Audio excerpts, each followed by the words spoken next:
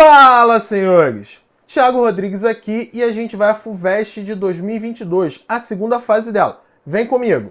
Questão 5, senhores, vamos lá. Nas vias públicas é possível encontrar totens conforme representados na figura, tá aqui. Em um deles há a inscrição com gás, indicando que ali passa um gasoduto da empresa distribuidora de gás. No outro, como está aqui, ó, está escrito proteção catódica, no caso prote catódico, o que indica que é uma proteção catódica no gasoduto. Sabendo que o gasoduto é constituído de aço, responda. Vamos à letra A, que dá para fazer aqui de boa. No sistema do gasoduto apresentado, o gasoduto é anodo ou cátodo da célula eletrolítica. Justifique sua resposta. A gente está vendo aqui que tem esses totens, né?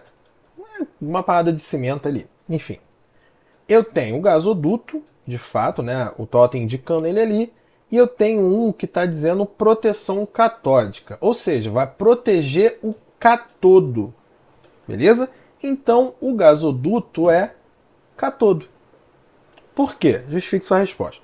Bom, está escrito ali, de qualquer forma, mas o que essa proteção catódica traz para a gente? Proteção catódica é a proteção do cátodo. Como é que é? Bom, o aço é uma liga metálica.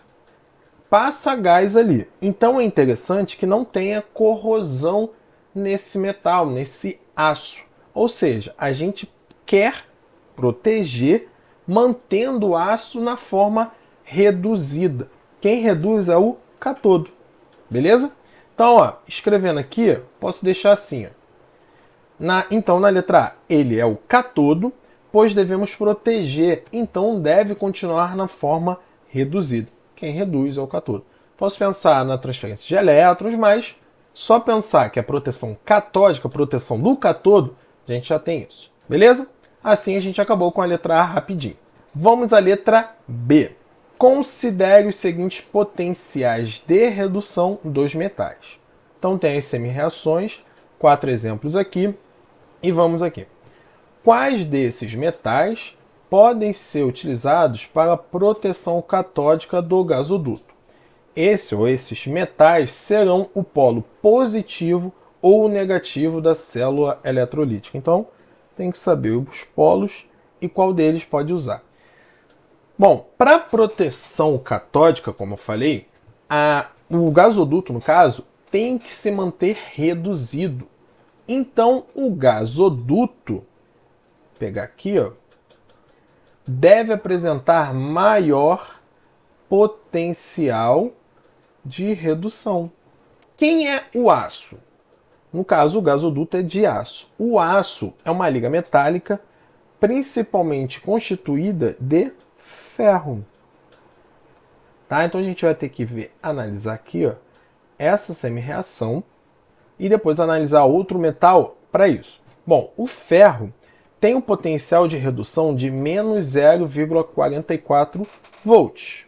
O metal da proteção catódica, ou até mesmo o metal de sacrifício, talvez vocês tenham escutado essa também, o metal de sacrifício necessariamente não pode ter potencial de redução maior. Dentre as opções aí, qual é? Pergunto eu. Cara, o zinco. Zinco tem aqui, ó, potencial menos 0,76 volts. É menor. Se o ferro tem maior potencial de redução, o zinco tem o menor de redução ou maior de oxidação. Tranquilo? Então, qual desses metais pode ser usado? Zinco. É o único que tem potencial de redução menor. Tá? Esse metal vai ser o polo positivo ou negativo da célula eletroquímica. Polo negativo, polo positivo tem a ver com cátodo e anodo. Esse cara aqui não é o anodo que vai sofrer oxidação no lugar dele? Então, anodo vem de ânion, então polo negativo da célula.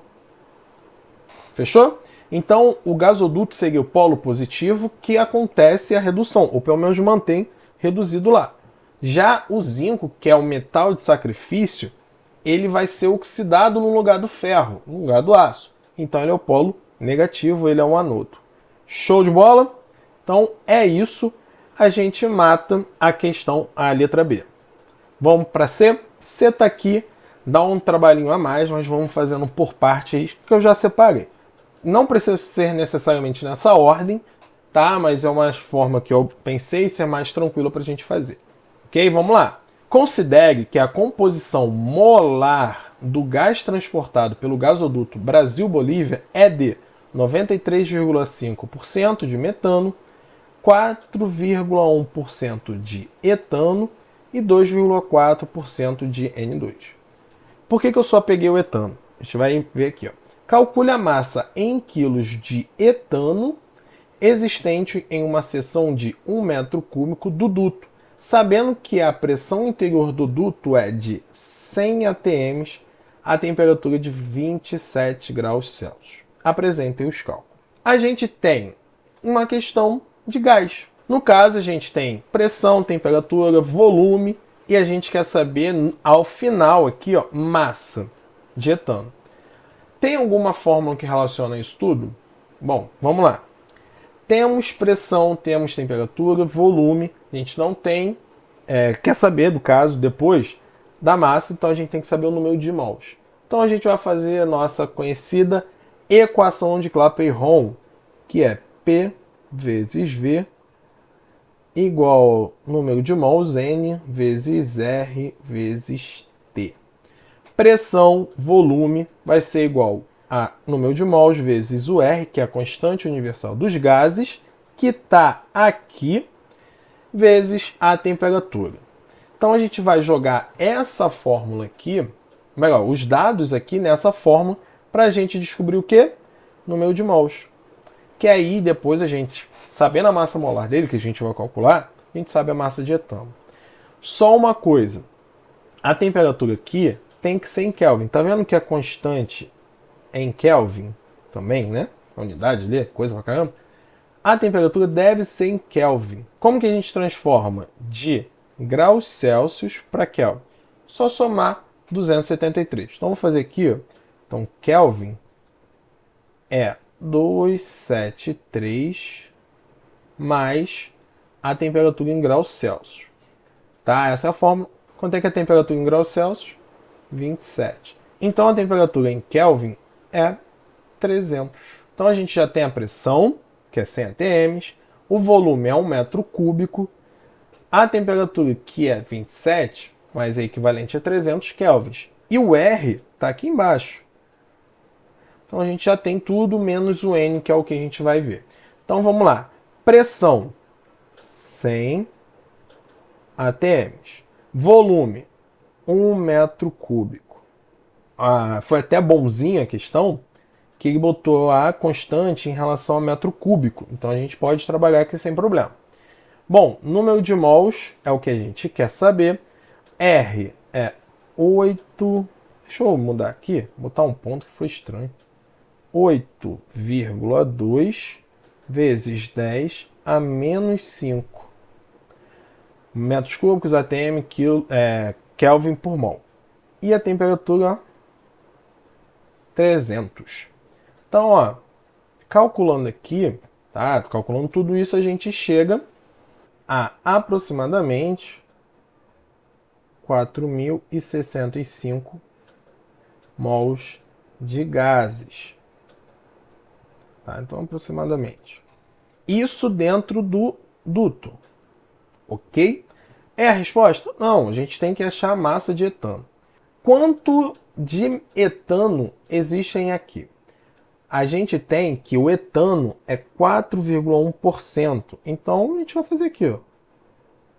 4.065 mols é 100% do gás. A porcentagem de etano, né, 4,1. Então, X aqui. Então, resolvendo aqui, ó, a gente chega a 166,6 mols de etano. Vou deixar assim aproximadinho, tá? Vai aproximar bastante, pouca coisa. Chegamos à quantidade em mol de etano. Como que a gente vai saber a massa? Pega a quantidade em mols e multiplica pela massa molar. Então a massa vai ser massa molar, vou botar como mm, vezes o número de mol. Bem de boa. Quem é o etano? A gente precisa saber quem é para saber qual a massa molar dele. O etano, prefixo et, indica 2 carbonos. É um hidrocarboneto, então só tem hidrogênio, então C2H6. Beleza? Esse é o etano. Qual a massa molar dele? O carbono tem massa 12, como está aqui, e o hidrogênio 1. Então, ó, 2 vezes 12 mais 6. 6 vezes 1, 6.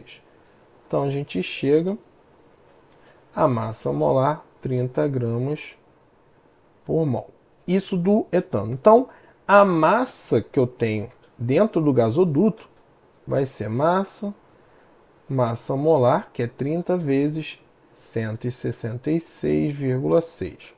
Então, a nossa resposta tão aguardada aí é aproximadamente 5.000 gramas, porque a massa molar está gramas por mol, que isso equivale a 5 quilos. E aí a gente chega à nossa resposta aí. Se curtiu, gostou, dá uma compartilhada aí, deixa o seu like. Valeu!